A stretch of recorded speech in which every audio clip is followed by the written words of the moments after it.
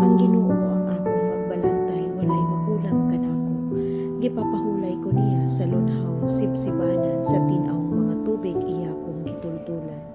Gilig-o niya ang akong kalag, gitultulan ko niya sa dalan, sa katarong tungod sa balaan niya ngalan.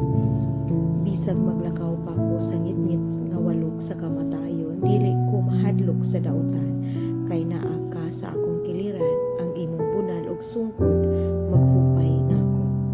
Giandaman ko nimo makaon atubangan sa akong mga kaaway, ang akong ulo gidihugan mo lana,